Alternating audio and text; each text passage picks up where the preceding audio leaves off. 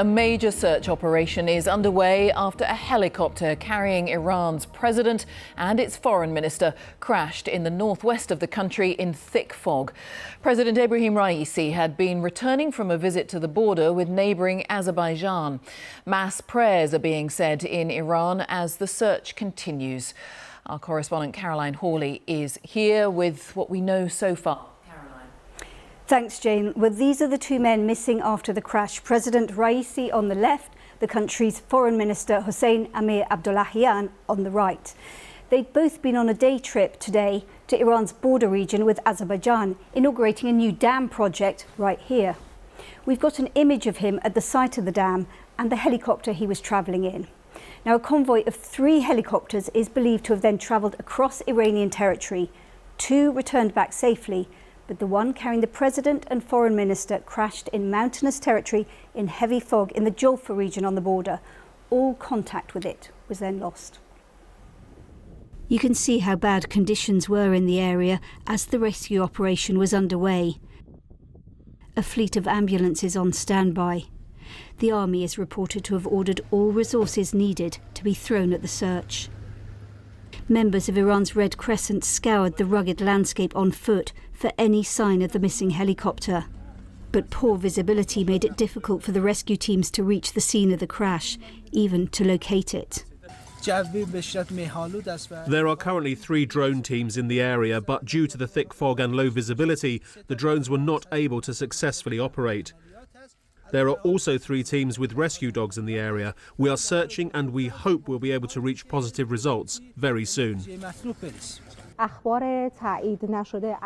The first indication that something had gone wrong came on state-run television. There are unconfirmed reports of an incident involving the helicopter carrying the president in the Julfa region. Initial reports cite a hard landing for the helicopter carrying the president. President Raisi, seen here earlier with his counterpart from Azerbaijan, is a hardliner, number 2 to the supreme leader Ayatollah Khamenei, who is the ultimate authority in Iran.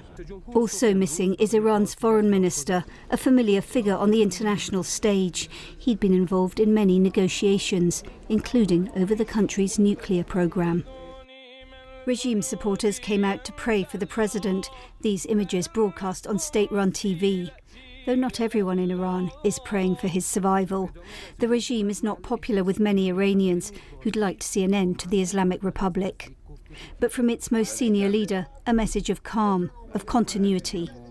Hope that God will return the president and fellow travelers to the people.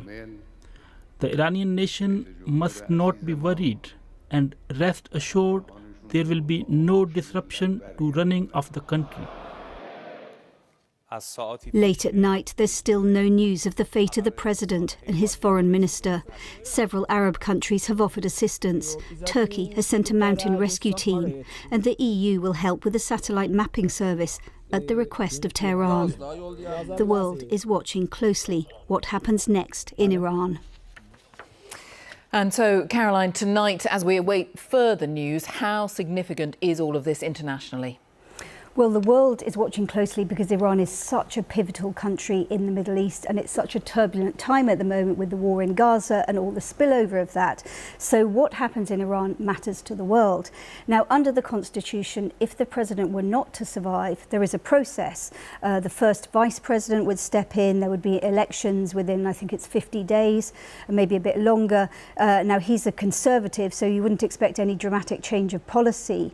But President Raisi has been a key and controversial figure in Iran for many decades. He was tipped to be successor to the supreme leader, who is the ultimate authority in Iran. That supreme leader is now 85 years old.